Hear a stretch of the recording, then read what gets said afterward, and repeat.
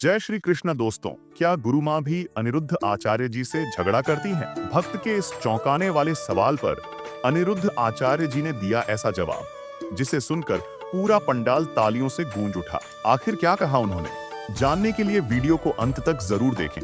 लेकिन आगे देखने से पहले महाराज जी के सभी भक्त इस चैनल को सब्सक्राइब करके कमेंट में राधे राधे जरूर लिखें। दोस्तों, मैं सबसे पहले आपको बता दूं, अगर आपके घर में भी रोज लड़ाई झगड़ा होती है तो आप राधे कृष्ण की मूर्ति घर में लगाएं, क्योंकि राधा कृष्ण का प्रेम आदर्श माना जाता है। इनकी मूर्ति या तस्वीर को घर में या विशेषकर बेडरूम में लगाने से पति पत्नी के बीच प्रेम और विश्वास बढ़ता है। इसके लिए आप मेरी डिस्क्रिप्शन से ऑर्डर कर सकते हैं। दोस्तों, कथा के दौरान श्रोताओं में बैठे एक भक्त ने अनिरुद्ध आचार्य जी से एक ऐसा प्रश्न किया जिसने वहां उपस्थित सभी लोगों को चौंका दिया। भक्त ने बड़े ही सहज और सरल शब्दों में प्रश्न किया कि महाराज, मेरी पत्नी मुझसे रोज झगड़ा करती है, क्या गुरु माँ भी आपसे झगड़ा करती हैं? इस प्रश्न को सुनकर पहले तो अनिरुद्ध आचार्य जी हल्की मुस्कान के साथ शांत रहे। उनकी सहजता और विनम्रता ने वहां मौजूद सभी भक्तों का ध्यान आकर्षित किया। फिर उन्होंने मुस्कुराते हुए एक ऐसा उत्तर दिया जिसने न केवल उस भक्त के मन में उठ रहे प्रश्नों का समाधान किया,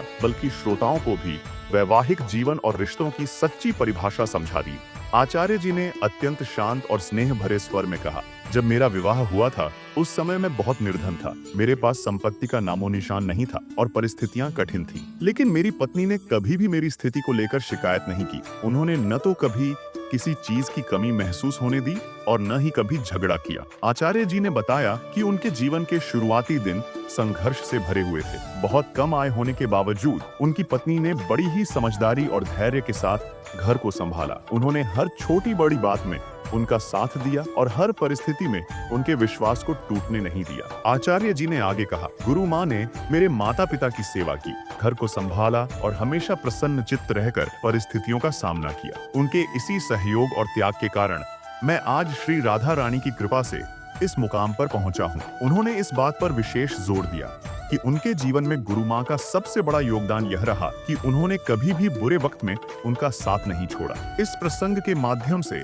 अनिरुद्ध आचार्य जी ने सभी महिलाओं को एक महत्वपूर्ण संदेश दिया। उन्होंने कहा, हर पत्नी को अपने पति के बुरे वक्त में उसका संबल बनना चाहिए। कठिनाइयों के समय अगर एक पत्नी धैर्य और समझदारी से साथ दे तो वही परिवार को आगे ले जाने का आधार बनती है। उन्होंने कहा कि वैवाहिक जीवन में छोटी मोटी समस्याएं और असहमति हो सकती हैं, लेकिन विश्वास और प्रेम ही वह सूत्र है जो किसी भी रिश्ते को मजबूत बनाए रखता है। गुरु माँ का यह त्याग और समझदारी ही है जिसने उन्हें जीवन में आगे बढ़ने की प्रेरणा दी, और आज वह जो कुछ भी है उसमें उनकी पत्नी का बहुत बड़ा योगदान है। इस कथा के माध्यम से हमें यह सीख मिलती है कि रिश्तों की नींव केवल प्रेम और विश्वास पर टिकी होती है। कठिन परिस्थितियां हर किसी के जीवन में आती हैं, लेकिन उन परिस्थितियों में एक दूसरे का साथ देना और समझदारी के साथ आगे बढ़ना ही सच्चे जीवन साथी का गुण होता है। आचार्य जी के शब्दों से यह स्पष्ट होता है कि जब एक पत्नी अपने पति के संघर्ष के दिनों में उसका साथ देती है और हर हालात में